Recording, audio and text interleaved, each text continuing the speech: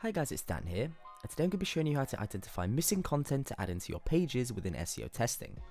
So as per usual, when you're on the dashboard for your website, all you want to do is head to the report section on the left hand side, and then you want to scroll right down here to the all data section and just select all pages.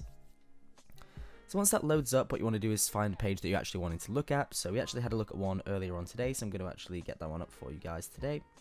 Yep, so there we go, there's the actual URL we want to look at. So once you select that and you actually find your URL you want to actually take a look at here, what it's going to do is it's going to pull back all this data. So basically this data actually shows clicks, impressions, CTR and average position, all pulled in from Google Search Console from the last 90 days. So really relevant, and obviously not third-party metrics, anything like that. But what it also does, which is fantastic, and I've never seen a tool do this, is it actually pulls in queries here that you may not have even used in your page that you're currently ranking for.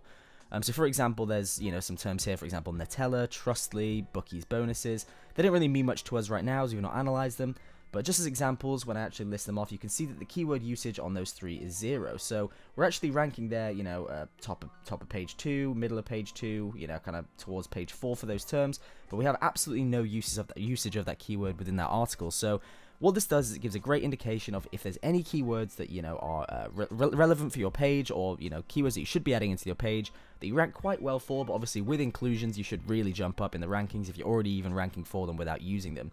So as we scroll down, we can find some here that are relevant. This page in particular is about betting payment methods.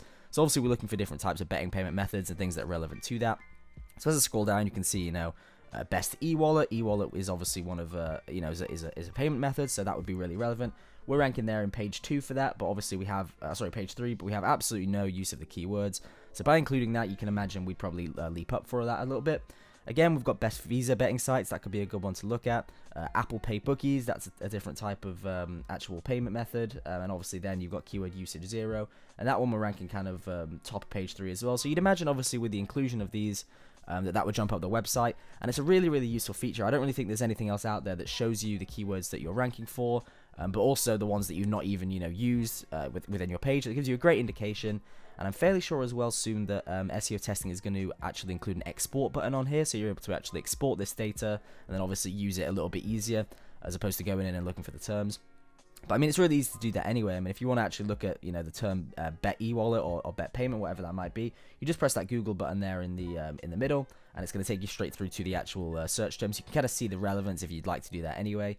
And obviously, there's a few other things you can actually do there as well, including kind of saving that for later on, all that kind of stuff. But it's a really great tool to basically have a look and kind of see which keywords you're ranking for currently that you've not actually included on your page that you feel are obviously relevant to add on, and obviously will kind of improve when you add that keyword in a few more times. So really great tool, really useful for content improvement, and that's basically that, guys. So thanks a lot for watching, and we'll see you guys later.